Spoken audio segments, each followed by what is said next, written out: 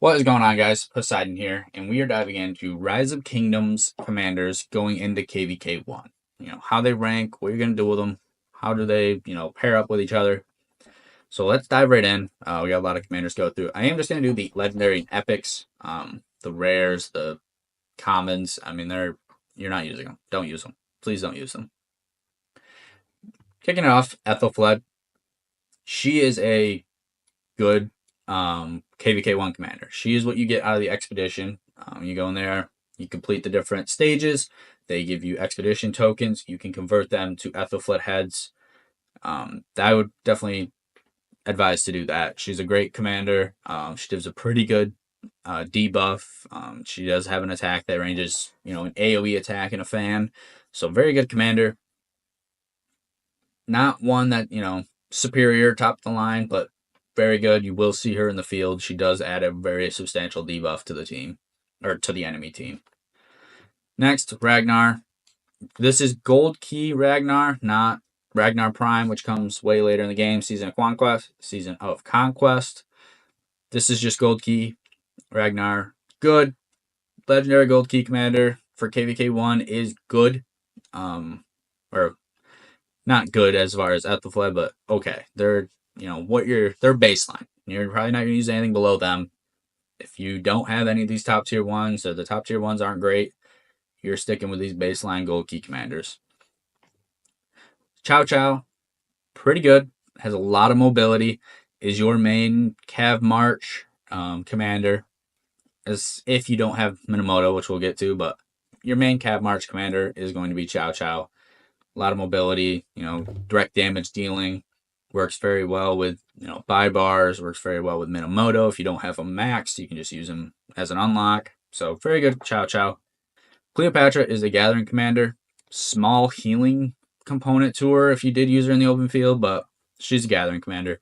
Same thing with Shundok, and the same thing with, I think it's a Shad, or I don't know, whatever that person's name is. So irrelevant, I don't even know.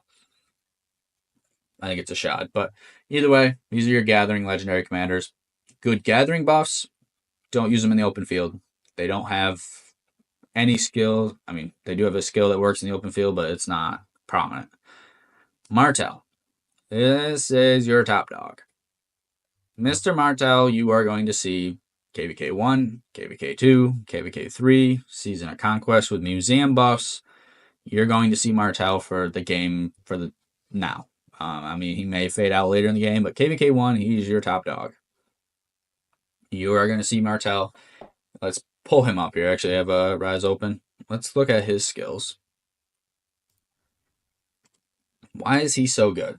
So, 30% bonus to damage dealt for 4 seconds. So, you pair Martel up with a very heavy-hitting commander as a secondary. He's not only tanky because he's giving a damage-absorbing shield for 4 seconds with a damage factor of 1200. He's also doing a 30% damage to, or a 30% bonus to damage dealt. So that means your secondary commander, when they pop their skill, their active skill, they're getting 30% damage on top of their active skill. Very good. We look at the next one.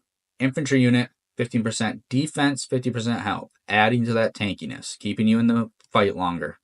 This one's Garrison. He is your main Garrison for KVK 1. You will see him in flags, you will see him in forts, you will see him in cities. He is going to be your Garrison. Granted, in the open field, this skill is useless, but he will be your KVK 1 Garrison, so the skill is not useless entirely. Counterattack. So, as you're getting hit, as you're, they're hitting you, they're focusing you because they know Martel is pretty good commander, you are dealing counterattack damage. So, every attack that comes in, you're dealing damage back. Adding up to 30% counterattack is very good for a commander who is going to be attacked. That just adds to it. And then if we look at his expertise, that buff goes 20% instead of 15%, and it adds a march speed component. Infantry are deadly slow, so that doesn't hurt. Definitely adding that in there. But Martel, that's the first one that's making to the GOAT list, the great list, KVK 1. El Cid, tanky-ish for an archer unit, but still, that's not what archers are meant to do, so it kind of renders him not great. Same thing, Freddy, tanky-ish, but not, baseline tanky. He's not nothing great. Hannibal Barca. Now, he is a legendary commander, so he probably should be in some. Why is he in none? It costs $50 just to unlock him. He is in the VIP. I think he starts at VIP 10. You have to spend $50 just to get the unlock. Then it's $50 to get another 40 or 50 heads. Then it's $100. Then it's $100. $300 to expertise a commander that the only real helpful skill is he can increase his troops more than other commanders. Let's pull him up just so you have an idea of what $300 would get you. Let me see. I don't even know if I put anything into him because, yeah, I just got the unlock. 400 damage to a target. That's max. If you max his first skill, that's what you're getting. 400 damage. I don't even know if the... Actually, let's see. I don't even know if Lancelot, a rare commander... 600. Lancelot, a rare commander, does 600, and you're going to pay $300 for a legendary to do 400. I'm just saying. He does come damage reduction. He does come with a defense reduction. Buffs, the debuffs are great, but if we look at Ethelfled, which she's expertise because she's great. Attack, defense, and health reduction 30% to 5 enemies. He's doing, what was it, 15% to 1? 25% to 1. $300. 2 different troop types. It deals 1% up to 5% more damage. Up to 10%. Sorry, if you have 3 units, you can do 10% more damage. Okay. Not terrible. Not worth $300. If he's attacking a city, when are you ever going to attack a city with somebody who does 400 damage to factor? Let me answer that for you. Never. And all he does is heal a little bit if you're attacking a city. Terrible. This is the only thing you will ever see Hannibal Barca for, and it's generally very early Sunset Canyon for whales. Adds up to 10% unit capacity. So you will gain, let's say you can have 100,000 troops in an army, you now can have 110,000. So it is a buff there. I mean, definitely adding more troops when you're dealing with, 150,000 at that point. Somebody pops an army reserve, you're dealing with 225,000. Adding 10% to that, you're definitely getting an advantage. But not $300 worth. Expertise. Oh, this will really change things. I mean, it's an expertise. You spend the 300, let's see what you get. Deals direct damage factor to a troop, 400 damage, and deals an additional damage to up to 3 enemy troops, up to 300. Wow. So he hits somebody for 400, and then he fans out and hits them for 300. $300, and you're getting at most 700 damage onto 1 troop with a 25% buff or debuff only to health and defense, which, as we just saw, Ethelfled does better. I mean, what? Ethelfled, basically other than that unit capacity, does everything better. Fan damage, 800. That's more than he's doing. Debuff, attack, defense, and health reduction, 30%. His was 25 only to defense and health. If you're looking at Hannibal Barca, just max Ethelfled. There's no reason. Other than the Books of Covenant to max your castle. If you're struggling with those, you can spend the VIP, but don't do it for Barca.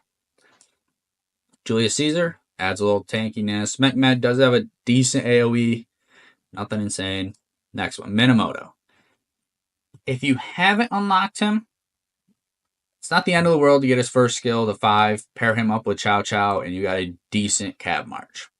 You did unlock him, you did expertise him, he's a very good KVK1 commander, I'm not going to lie. Is he worth the $200? No, because after KVK1, you only see him with forts, and you can just use Lohar, who's free to do the barbarian forts.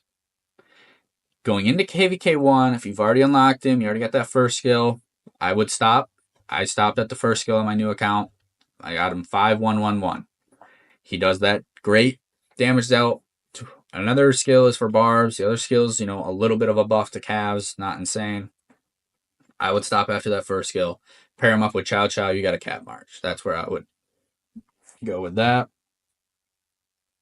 Mulan, same kind of thing. Epic commanders, or legendary commanders, gold chest, that's okay. Not great. Pyrus is interesting. So if you don't have Martel by KVK1, which I just started a recount account, we're about 40 days in, I still don't have Martel unlocked. I got time, but he's the only commander I want unlocked with gold keys, and I can't unlock him. It's just RNG. You don't have Martel, and you didn't spend the gems to get Richard, who's coming up next. Pyrus is going to be your main infantry commander. Even if you have Martel, there's a lot of infantry-heavy commanders early on. You're probably going to run 2 marches infantry. Pyrus still, if you didn't get Richard, is a decent option. You can pair Pyrus with Sun Tzu. You can pair Pyrus with YSG. That's a decent pairing out in the field. Pyrus adds some tankiness. He stays in the battle a little longer. You can definitely utilize him well. Richard, he is your first wheel. He comes about day 30 to 35, depending on the trajectory of when your KVK, or when your kingdom is set to start KVK. Because the 7 kingdoms around you all have to be on that same day. He comes between day 30 and 35. We got ours at 32. He's very good. He is very tanky. Does have a slight healing component, which people don't like, because if you're in a losing proposition, you're fighting somebody you're definitely going to lose. He's bringing back troops that would have been safe from being in your hospital, slightly wounded troops. Because if you're fighting, you have your units. As you're getting attacked, you get some portion goes to slightly wounded units, which once you go back to the city, they're automatically healed. And then you have severely wounded troops. Those you have to manually heal in your hospital. What Richard does is he brings slightly wounded troops back into battle while you're still fighting. And some people don't like it because it allows those slightly wounded troops to then be severely wounded. I think you're really, micro optimizing there. If he's in a garrison, you're definitely going to get destroyed. Yes, I mean, you're talking a pretty substantial, your full garrison, your city, or your full garrison of flag. I wouldn't use Richard for that reason. You're bringing back a lot of troops. You're going to have a pretty expensive hospital bill. In the field, he's very tanky. He stays in the fight longer. You put a damage-dealing YSG Sun Tzu behind him as a secondary that's AoE damaging a lot of people. Him staying in the fight longer is only going to be an advantage to your kingdom, to your KVK, to your reports. I mean, it's granted, your hospital bill might be a little more than it would have been if it wasn't Richard, but you're really looking at, minute details in KVK1 that you're probably all right if you run Richard and he heals. Staying in the field longer with a damage-dealing secondary is what Richard is meant to do. Thutmose, you're going to run Thutmose El Cid. That is going to be your 1 archer pairing. Little tankiness out of El Cid, little damage out of Thutmose. That's your 1 full archer march. And you're like, whoa, this guy, YSG, he's holding the bow, he's archers. What I do with YSG is I pair him with Martel, or I pair him with Richard. It negates YSG's skill that all units that are archer deal more attack, or it negates Richard or Charles' skill that all infantry units gain a little bit more. I am looking at YSG to just drop damage. So that's why I pair him up with Richard. That's why I pair him up with Martel. I am just looking for YSG's first skill. I want to pull that up. Let's take a look at what it is here. YSG's first skill. This is expertise, so we can look at it. Expertise. No expertise. It was 5 enemy troops, 1,400 damage. Expertise, it goes 5 enemy troops, 1,700 damage. Every additional target reduces the damage by 15%. So if you hit, 1 target, you're dealing the full 1,400 or 1,700. If you hit 2, you're taking 15% off of that, but you're hitting both. If you take 3, you're dealing 30%, but you're hitting all 3, up to 5.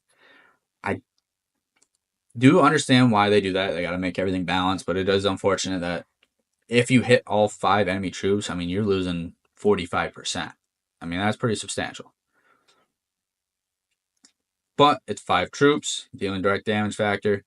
Plus, if they're all archers, 100% attack bonus.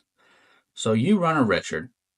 Richard's, we're just looking at his first skill. He's healing, damage reduction, a little march speed reduction, damage reduction, counterattack. This is the only skill you're negating if you run archers with Richard. 15% attack on infantry, which they're not exactly meant for attack. The defense bonus does suck, but it's okay. What we're gaining if we run a Richard YSG,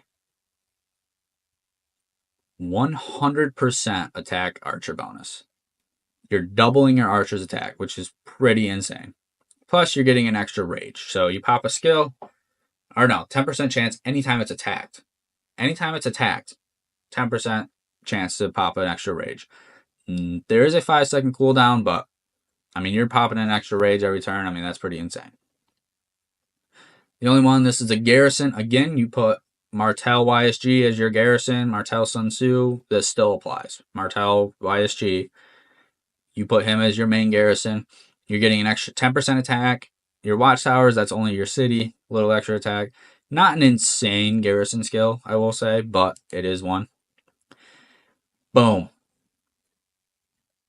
50% more skill damage. Are you kidding me? If you get this expertise, 1700 plus 50%, what's that, 850? You're up to 2550?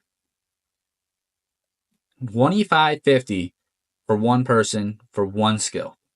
Yeah, we want to go in and attack on YSG. That's your main guy. That's your main DPS for KVK1. That's who you're going at. Plus the fan. Let's do that. I don't know if I have the math here. 1 moment. Let me grab a calculator and do the math. I don't know if you guys can see this, but I do have the calculator on the screen. Just did all the math. With him expertise, if he hit 5 troops, he's dealing 8,200 damage. That's your damage factor. That is insane. That is insane. He is your DPS for KVK1. Now, there's no other way to put it. Now, let's see. Let's move these back. Your epic commanders, they're kind of your flag fillers. Your barb killers. Maybe you see them if you're running 5 marches. Maybe you see an epic commander come out. Not really. Boudica's barbs. Actually, she's a gatherer. Pericles has a little bit of defense for an infantry if you had to run full epic for some reason. Herman's okay. Istop is Kira's now. I think Matilda's a gatherer as well. Lohar, if this was barbs, great. Since it's not, no. Pericles, 2 years ago, would have been a conversation. Right now, no. Same thing. Okay. Now, why do I have these 3 at the end? Sun Tzu is by far and away your number 1 epic command. So far, so much so, he will be in my main armies in KVK1. He will be following. These are probably pairings right here. Richard YSG, Martel Sun Tzu. If you want to swap, these two, whatever, but that's my 2 main marches. Going into KVK1, that's what you're going to see. They're going to be that first one. Richard's going to be running all archers. That's going to be an archer march. Even though Richard's infantry, I just want his tankiness, his defense stats, and I want that extra 100% attack for YSG on archers. Martel, Sun Tzu, both infantry. They synergize there. Martel's keeping you alive. Sun Tzu is dropping 1,000 damage in a fan with no reduction. Let's see here. Deals direct damage up to 5 enemy troops in a fan. After 1 second, gets hit with an additional 200. So that's 1,000 to 5 enemy troops in a fan. You see there's no 15% reduction. YSG, remember that damage factor, every additional target reduces 15%. That's not there for Sun Tzu. He's getting straight 1,000 damage per person. For every enemy troop hit by this skill, gains 50 rage.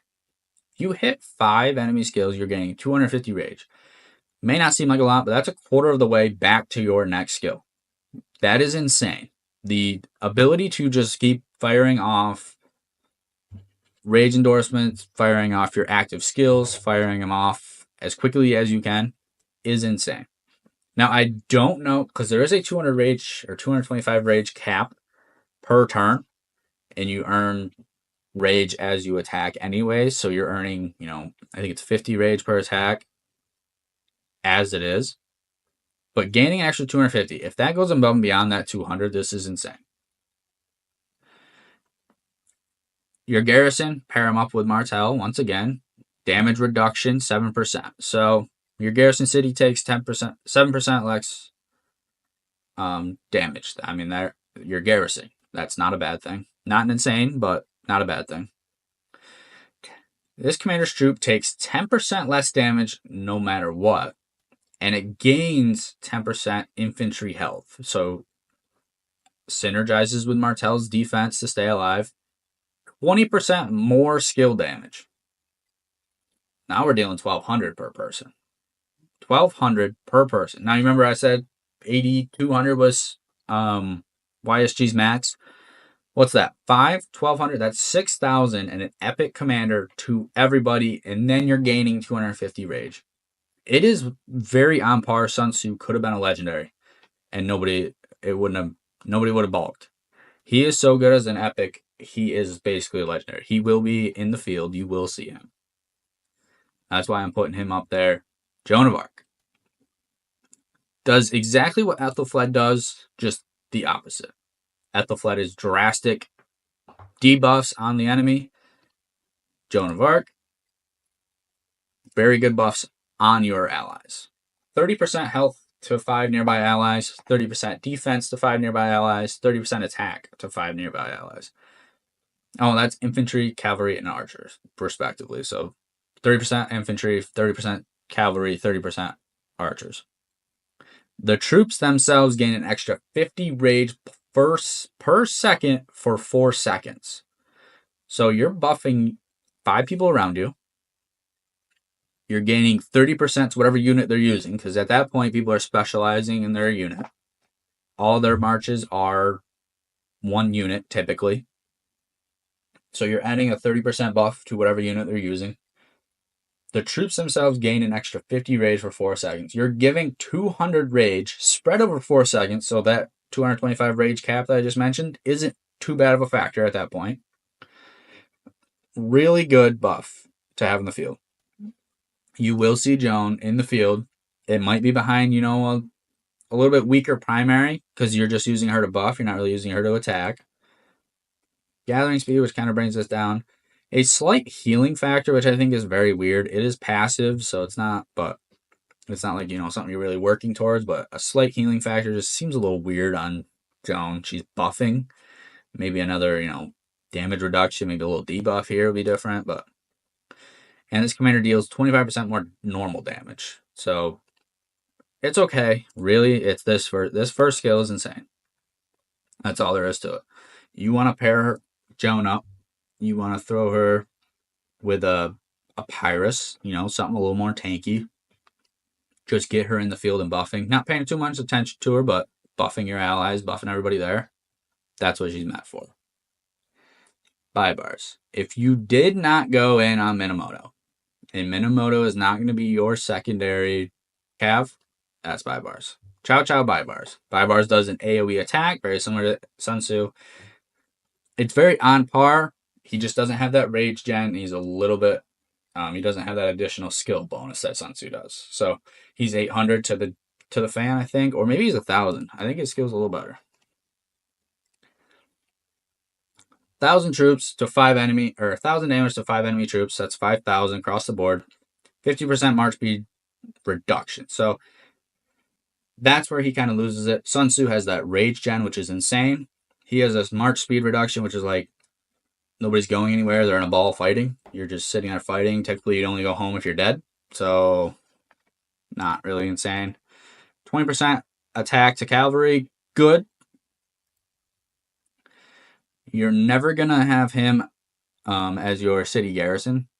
You're going to see Martel, you're going to see Sun Tzu, you're going to see YSG.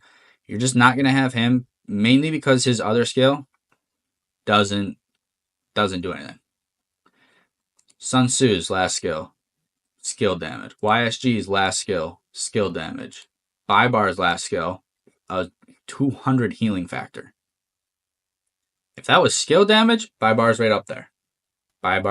But a decent, okay garrison skill. None of those garrison skills are overpowered. 20% attack, okay, usable. 1,000 to everybody is really good. And why do we have a slight healing factor? What is this? Why? And not only that, it's only when you exit combat. So you have to run away. I mean, march speed makes sense if you're running away, but like I said, most people aren't leaving the field fight unless they're dead. So exiting combat doesn't matter about a 50% march speed.